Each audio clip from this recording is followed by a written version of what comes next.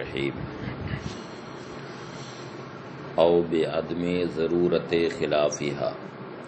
فممکنۃ عامہ۔ موجہہ بسیطہ کی آخری قسم ہے ممکنہ عامہ۔ ممکنہ عامہ یہ وہ قضیہ موجہہ بسیطہ ہے جس میں جانب مخالف سے ضرورت کی نفی کی گئی ہو، یعنی جس میں اس بات کا حکم لگایا گیا ہو کہ جانب مخالف ضروری نہیں ہے۔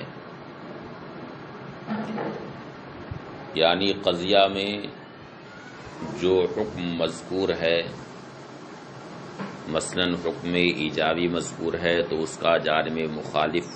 حکم سلبی ہے، تو جانب مخالف کے ضروری نہ ہونے کا مطلب یہ ہے کہ قضیہ اگر موجبہ ہے تو اس کا جانب مخالف یعنی سلب ضروری نہیں۔ اسی طرح سے اگر وہ قضیہ سالبہ ہے تو اس کا جانب مخالف یعنی ایجاب ضروری نہیں۔ تو ممکنہ عامہ میں جانب مخالف سے ضرورت کی نفی ہوتی ہے۔ قولہ فممکنہ عامہ متن میں ہے او بعدم ضرورت خلافہا، یا اس بات کا حکم لگایا گیا ہو کہ اس کا جانب مخالف ضروری نہیں ہے۔ فممکنۃ عامہ تو وہ ممکنہ عامہ ہے۔ فہذہ بسائط یہ قضایا بسائط۔ قولہ فممکنۃ عامہ قولہ بعدم ضرورت خلافہا، یعنی ان الحکم فیہا بسلب الضرورت عن الجانب المخالف للحکم، یعنی اس میں حکم کے جانب مخالف سے ضرورت کے سلب کا حکم لگایا گیا۔ قولہ فممکنۃ عامہ تو وہ ممکنہ عامہ ہے۔ ہی التی حکم فیہا بسلب الضرورت عن الجانب المخالف، یہ وہ قضیہ ہے جس میں جانب مخالف سے ضرورت کے سلب کا حکم لگایا گیا، جیسے کل نار حارۃ بالامکان العام، یہ قضیہ موجبہ،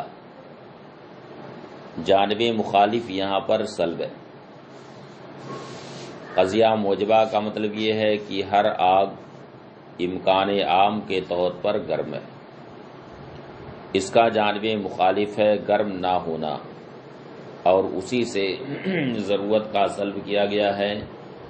یعنی آگ کا گرم نہ ہونا ضروری نہیں۔ سالبہ کی مثال ہے لا شیء من الحار ببارد بالامکان العام،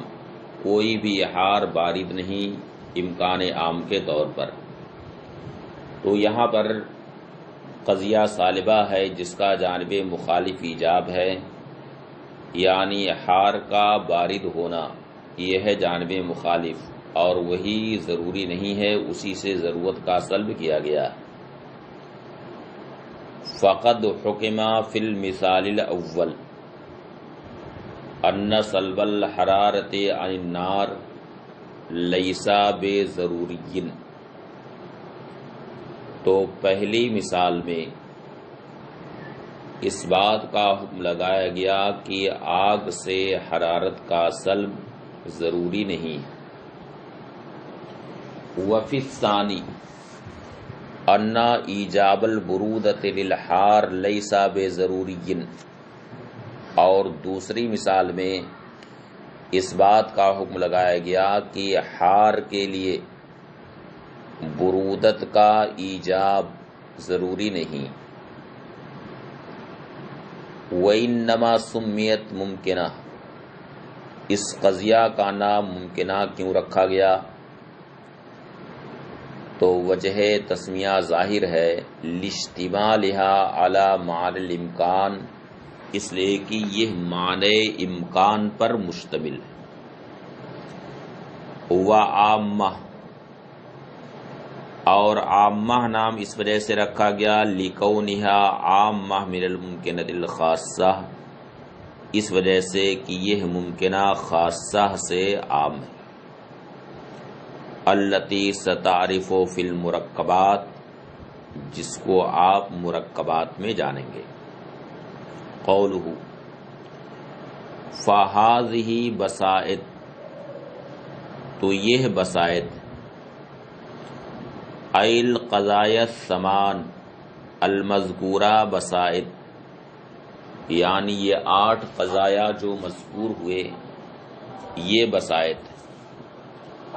لأن حقیقتها اما ایجاب فقط او سلب فقط، اس لیے کہ ان کی حقیقت یا تو صرف ایجاب ہے یا صرف سلب ہے، کما عرفتہ مفصلاً، جیسا کہ مفصلاً آپ جان چکے ہیں۔ قولہ وقد تقید، لما فرغ المصنف من بیان البسائط شرع فی المرکبات، مصنف جب بسائط کے بیان سے فارغ ہوئے تو مرکبات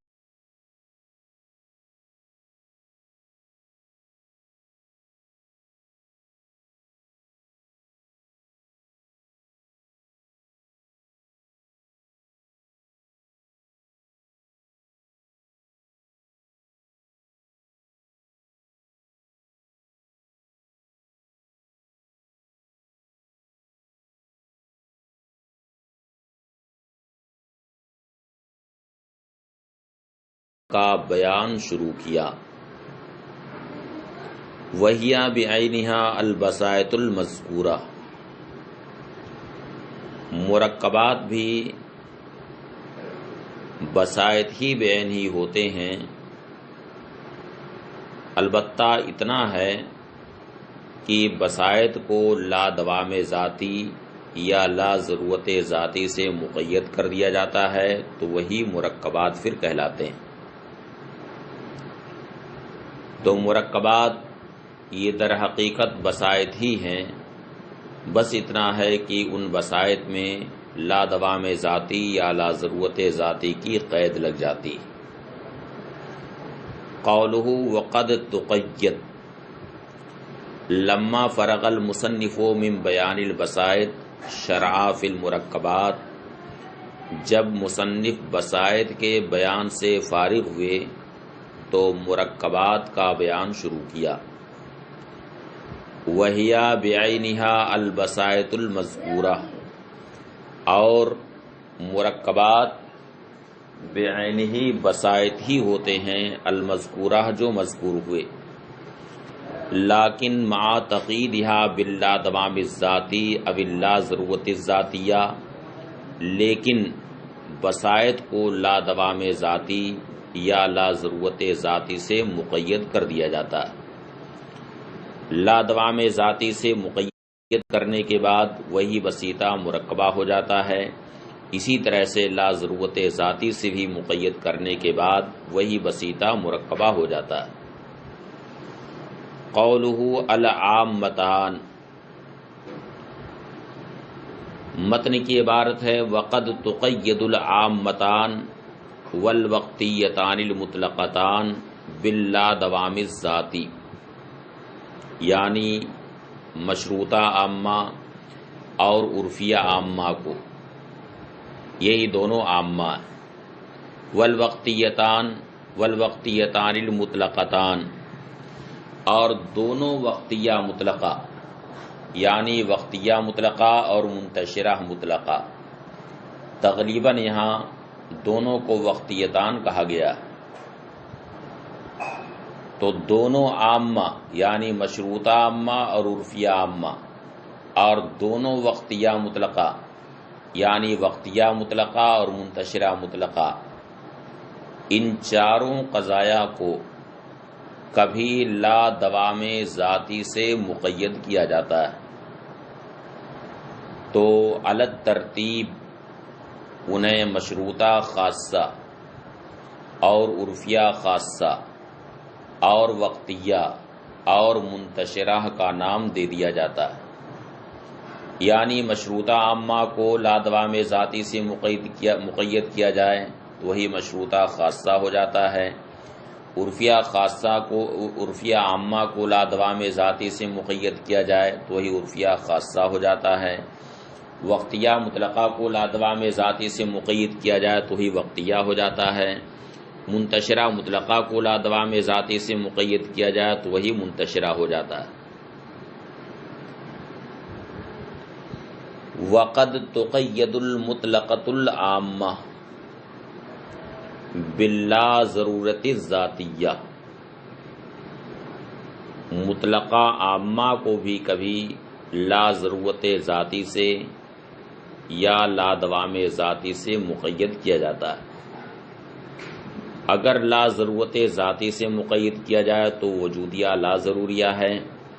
اور اگر لادوام ذاتی سے مقید کیا جائے تو وہ وجودیہ لا دائمہ ہے۔ اب شرح دیکھیں۔ قولہ العامتان، دونوں عامہ، ای المشروطۃ العامہ والعرفیۃ العامہ، یعنی مشروطہ عامہ اور عرفیہ عامہ۔ قولہ والوقتیتان، اور دونوں وقتیہ، یعنی وقتیہ مطلقہ اور منتشرہ مطلقہ، دونوں پر وقتیتان کا اطلاق تغلیباً ہوا ہے، جیسے شمس و قمر کو قمرین کہا جاتا ہے، اور ماں باپ دونوں کو ابوین کہا جاتا ہے، اسی طرح سے یہاں تغلیباً دونوں کو وقتیتان کہا گیا ہے۔ قولہ باللا دوام الذاتی، لا دوام ذاتی سے مقید کیا جاتا ہے، اے کل واحدۃ من القضایا المذکورہ قد تقید باللا دوام الذاتی، یعنی مذکورہ قضایا میں سے ہر ایک کو کبھی لا دوام ذاتی سے مقید کیا جاتا ہے۔ ومعنی، لا دوام ذاتی کا کیا معنی ہے؟ تو اس لفظ ہی سے اس کا معنی ظاہر ہے کہ قضیہ میں جو نسبت مذکور ہوئی ہے وہ نسبت دائمی نہیں جب تک کہ ذات موضوع موجود ہو، یعنی ذات موضوع کے وجود کے سارے اوقات میں وہ نسبت دائمی نہ ہو، اور ظاہر سی بات ہے کہ جب وہ نسبت دائمی نہیں تو وہ نسبت بالفعل ہوگی، یعنی تینوں زمانوں میں سے کسی ایک زمانے میں ہوگی۔ اس لیے معلوم ہوا کہ لا دوام ذاتی سے اس نسبت کی فعلیت کی طرف اشارہ ہے، اور نسبت کی فعلیت یہ مطلقہ عامہ میں جہت مذکور ہوتی ہے، اس لیے لا دوام ذاتی سے مطلقہ عامہ کی طرف اشارہ ہوتا ہے۔ ومعنی ان النسبۃ المذکورہ فی القضیہ لیست بدائمۃ، اور اس کا معنی یہ ہے کہ قضیہ میں جو نسبت مذکور ہے وہ دائمی نہیں، مادامہ ذات الموضوع موجودتاً، جب تک کہ ذات موضوع موجود ہے۔ فیکون لا دوام اشارتاً الی مطلقۃ عامہ، تو لا دوام سے مطلقہ عامہ کی طرف اشارہ ہوگا، لیکن جس مطلقہ عامہ کی طرف لا دوام سے اشارہ ہوگا یہ مطلقہ عامہ اصل قضیہ کے مخالف ہوگی کیف کے اعتبار سے، یعنی ایجاب و سلب کے اعتبار سے، اور کمیت کے اعتبار سے یعنی کلیت و جزئیت کے اعتبار سے اس کے موافق ہوگی۔ یعنی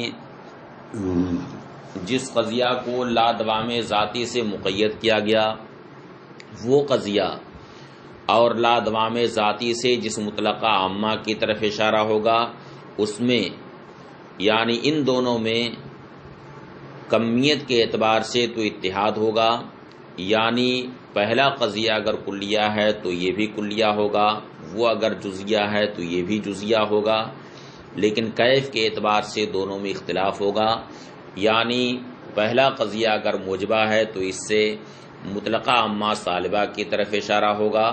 اور اگر اصل قضیہ سالبہ ہے تو لادوام ذاتی سے مطلقہ عامہ موجبہ کی طرف اشارہ ہوگا۔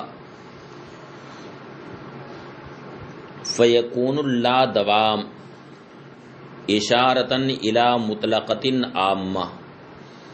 مخالفۃ للاصل فی الکیف موافقۃ لہ فی الکم، تو لا دوام سے مطلقہ عامہ کی طرف اشارہ ہوگا جو کیف کے اعتبار سے اصل قضیہ کے مخالف ہوگا اور کم کے اعتبار سے اصل قضیہ کے موافق ہوگا، یعنی جس قضیہ کی طرف اشارہ ہوا وہ قضیہ اصل قضیہ کا مخالف ہوگا کیف یعنی ایجاب و سلب کے اعتبار سے، اور کمیت کے اعتبار سے یعنی کلیت و جزیت کے اعتبار سے اس کا موافق ہوگا۔ قولہ فَتُسَمَّى الْمَشْرُوطَةَ الْخَاصَّةَ، تو اس کا نام مشروطہ خاصہ رکھا جاتا ہے۔ مشروطہ خاصہ ہی المشروطۃ العامہ المقیدہ باللا دوام الذاتی، مشروطہ خاصہ وہ مشروطہ عامہ ہے جو لا دوام ذاتی سے مقید ہو، جیسے بالضرورت کل متکلم متحرک اللسان ما دام متکلما لا دائما، تو بالضرورت کل متکلم متحرک اللسان ما دام متکلما، یہاں تک تو مشروطہ عامہ، پھر اسی کو لا دائمن سے مقید کیا جس سے مطلقہ عامہ کی طرف اشارہ ہوا، چونکہ پہلا قضیہ موجبہ تھا اس لیے لا دائمن سے مطلقہ عامہ سالبہ کی طرف اشارہ ہوگا۔ اے لا شیء من المتکلم بمتحرک اللسان بالفعل، یعنی کوئی بھی متکلم بالفعل متحرک اللسان نہیں ہے۔ وبالضرورت لا شیء من المتکلم بساکن اللسان ما دام متکلما لا دائما، تو بالضرورت لا شیء من المتکلم بساکن اللسان ما دام متکلما، یہاں تک تو مشروطہ عامہ سالبہ، پھر لا دائمن سے مطلقہ عامہ موجبہ کی طرف اشارہ ہوا، یعنی کل متکلم متحرک اللسان بالفعل، فترکیبها فی الموجبۃ من مشروطۃ عامۃ موجبہ، تو موجبہ کی صورت میں مشروطہ خاصہ کی ترکیب مشروطہ عامہ موجبہ سے ہے، وہی الجزء الاول، اور یہ جزء اول ہے، ومن مطلقۃ عامۃ سالبہ، اور مطلقہ عامہ سالبہ سے اس کی ترکیب ہے، وہو مفہوم اللا دوام، اور یہ لا دوام کا مفہوم ہے۔ وفی السالبۃ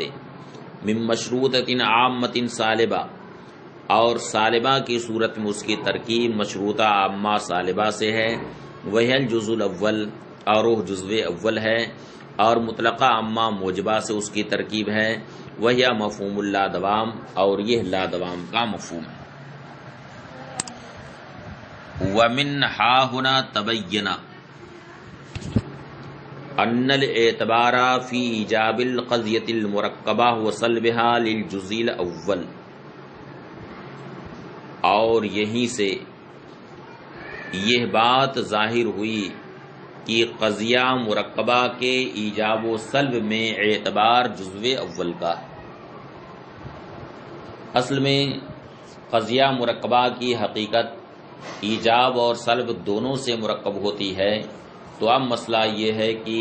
قضیہ مرکبہ پر موجبہ یا سالبہ کا اطلاق کیسے کیا جائے، جزو اول کا اعتبار کیا جائے یا جزو ثانی کا اعتبار کیا جائے۔ تو چونکہ جزو اول صراحتاً مذکور ہوتا ہے جبکہ جزو ثانی صراحتاً مذکور نہیں ہوتا بلکہ کسی قضیہ کی طرف اشارہ ہوتا ہے، اس لیے اعتبار جزو اول ہی کا ہے۔ اگر جزو اول موجبہ ہے تو اس قضیہ مرکبہ کو موجبہ کہا جائے گا، اور اگر جزو اول سالبہ ہے تو قضیہ مرکبہ کو سالبہ کہا جائے گا۔ تو موجبہ یا سالبہ نام رکھنے میں اعتبار جزو اول کا ہے۔ وَمِنْ هَا هُنَا تَبَيَّنَ أَنَّ الْاعْتِبَارَ فِي إِيجَابِ الْقَضْيَةِ الْمُرَكَّبَةِ وَسَلْبِهَا لِلْجُزْءِ الْأَوَّلِ، اور یہیں سے یہ بات ظاہر ہوئی کہ قضیہ مرکبہ کے ایجاب و سلب میں اعتبار جزو اول کا ہے۔ ان کانا موجبن کانت القضیۃ موجبتن، اگر جزو اول موجبہ ہو تو قضیہ موجبہ ہوگا۔ وَإِن کانا سالبن کانت القضیۃ سالبتن، اور اگر جزو اول سالبہ ہو تو قضیہ سالبہ ہوگا۔ والجزء الثانی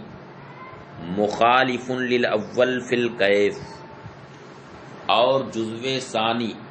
کیف میں یعنی ایجاب و سلب میں جزو اول کا مخالف ہوگا۔ وموافق له فی الکم، اور کم میں جزو اول کا موافق ہوگا، یعنی کلیت و جزئیت میں جزو اول کا موافق ہوگا۔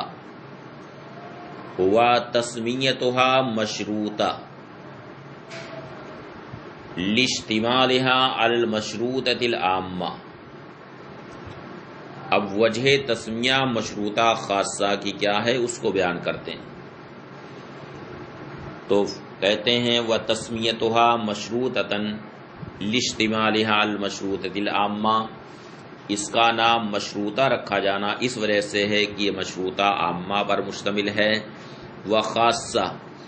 اور خاصہ نام اس وجہ سے رکھا گیا لِأَنَّهَا أَخَصُّ مِنَ الْمَشْرُوطَةِ الْعَامَّةِ، اس لیے کہ یہ مشروطہ عامہ سے اخص۔ قَوْلُهُ وَالْعُرْفِيَّةُ الْخَاصَّةُ، عرفیہ خاصہ ہی العرفیۃ العامہ المقیدہ باللا دوام الذاتی، عرفیہ خاصہ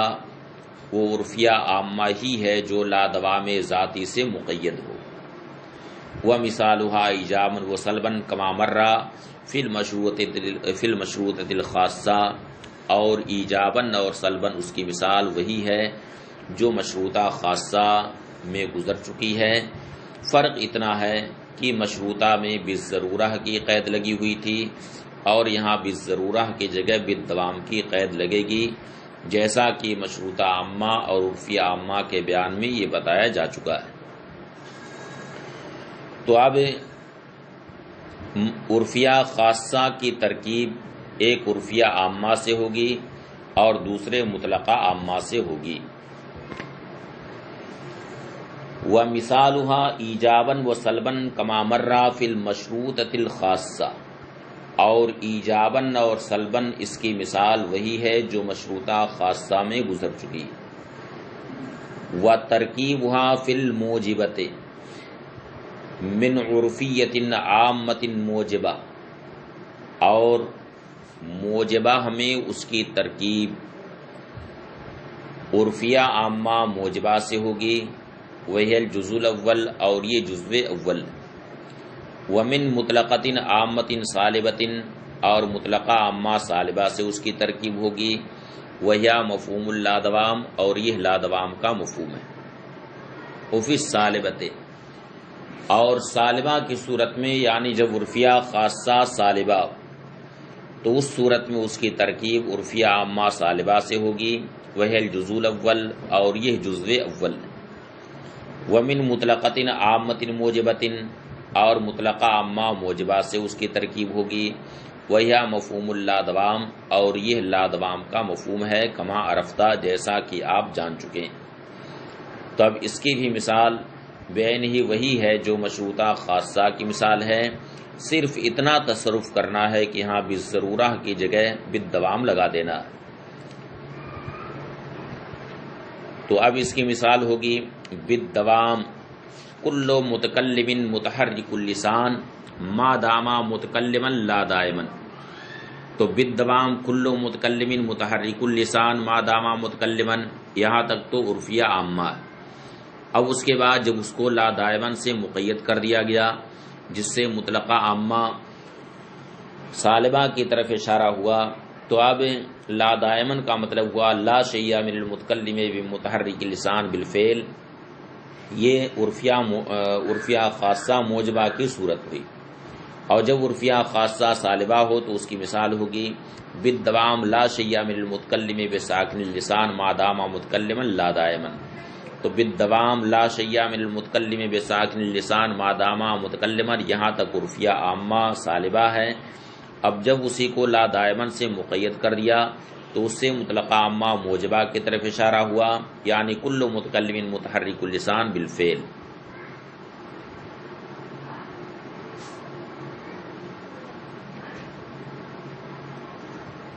کہتے ہیں وفی السالبۃ من عرفیۃ عامۃ سالبہ، اور سالبہ کی صورت میں اس کی ترکیب عرفیہ عامہ سالبہ سے ہوگی، یہ جزو اول ہے، اور مطلقہ عامہ موجبہ سے ہوگی، وہی مفہوم اللادوام، اور یہ لادوام کا مفہوم ہے، کما عرفتہ جیسا کہ آپ جان چکے ہیں۔ وتسمیتها عرفیہ،